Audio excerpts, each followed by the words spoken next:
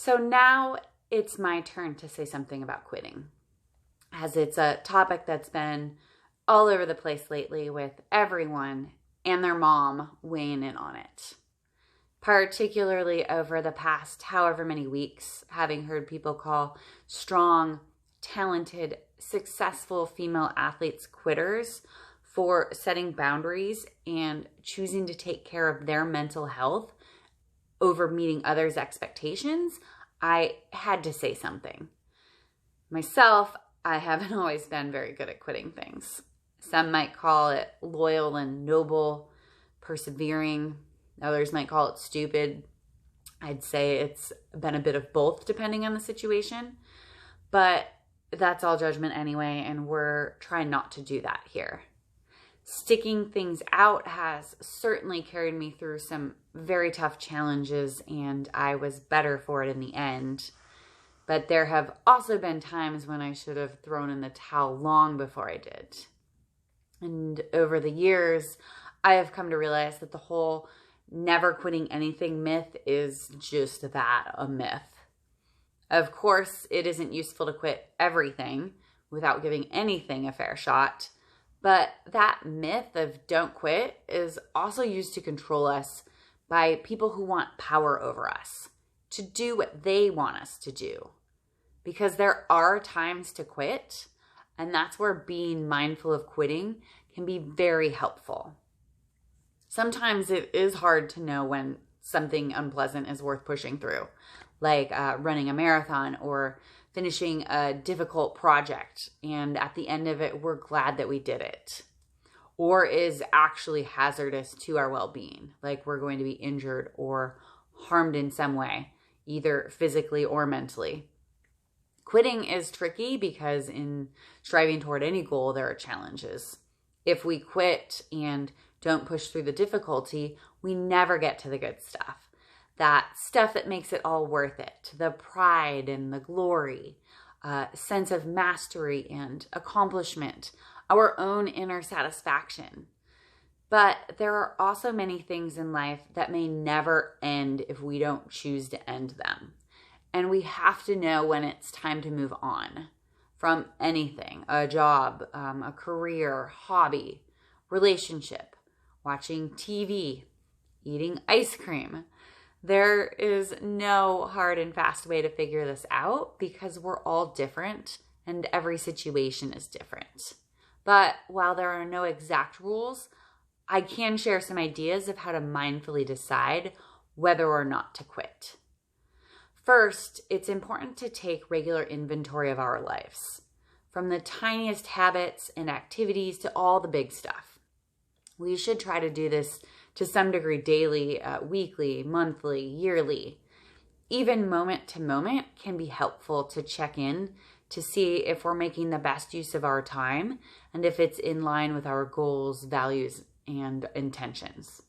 If all feels well, keep it moving. If not, take a pause and see if something needs to change direction, as in step away from the plate of brownies. If something is in line with our goals and values, even if it's hard or unpleasant, sticking with it is often in our best interest. But if it isn't in line with our goals and values, it's definitely something to consider quitting. It's also important to pay attention, as always, to our feelings, those physical sensations in our body that I can't stop talking about. If something feels not quite right or off or really crappy, every single time we do it and we don't feel that way often, that's something to pay attention to. If this is how we feel most of the time, then there might be a deeper issue at play, and it's likely to be more helpful to explore what's behind that before quitting anything so that we don't have any regrets. Or if we used to feel energized and happy or at peace with an activity or person, but for a while now something has felt off, you need to take a closer look. This doesn't necessarily mean you should quit, but looking at how we're feeling can help inform next steps. It could mean quitting. or it might mean changing something so you don't have to quit. This is how I usually start to notice something is off and maybe I need to give something up or think about giving something up to have some greater peace and balance and happiness in my life. It's also important to pay attention to our thoughts. While we shouldn't give credence to every single thought we have, we should get curious and pay attention to where our mind goes, particularly with any recurring or ruminating thoughts. We want to notice if they've changed over time and also if we're experiencing any urges and thoughts that we want to push away. These can all give us important information too. And for example, some thoughts that might warrant a closer look at quitting something could be, I don't want to do this, I hate this, this isn't worth it, I don't agree with this, this isn't fair, I am worth more than this, and other thoughts, of course. Again, just like the feelings, that's if these thoughts are unusual for us. If they're thoughts we have often and in a lot of situations and have for a long time, again, there may be more at play here, and we should explore that more thoroughly before making any rash decisions. We also want to notice what's going on outside of us that may be contributing to our inner experience. Who's around us and how are they behaving? What are we doing? Where are we? When do we feel or think differently? And try not to judge any of this, but just continue to be curious. Separating our judgments from objective observations will give us more concrete information as to what we're dealing with. Then we need to ask ourselves the tough questions. Why do I get a knot in my stomach every time I do this activity or go to this place or see this person? What's changed here? Is this in line with my goals and values? Is the potential outcome worth the sacrifice? Or what if things don't turn out the way I want them to? What am I afraid of? Am I respecting myself? Am I being respected?